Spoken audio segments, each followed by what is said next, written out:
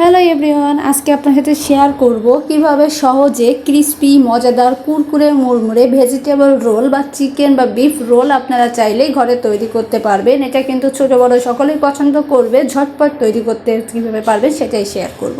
এটা তৈরি করার জন্য পেঁয়াজ পাতার ভিতর রেগুলার তেল মাখিয়ে এটাকে কিছু টাইমের জন্য রেস্টে রেখে দিতে হবে। দেন এদিকে মাংসের কিমা করে নিতে হবে। আপনি চাইলে মুরগির মাংস বা গরুর মাংস যে কোনো মাংস দিয়ে দেন এর ভিতর সয়া সস দিয়ে দিন, কেচাপ দিয়ে দিন আর চিকেন এসেন্স লবণ দিয়ে এটাকে কিছুটা ম্যারিনেট করে এর ভিতরে এবার পেঁয়াজটা পাতাগুলোকে দিয়ে কষলিয়ে দেন এটাকে ভালোভাবে মাখিয়ে আবারও কিছু টাইমের জন্য এটাকে রেস্টে রেখে দিতে হবে।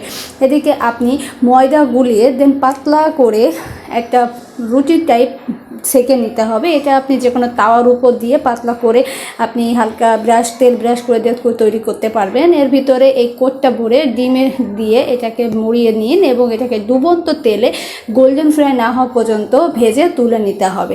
তো ভিডিওটি কেমন লাগছে জানাবেন এবং আমার চ্যানেলটি সাবস্ক্রাইব করবেন এবং এইটা অবশ্যই বাসায় ট্রাই করবেন। ধন্যবাদ।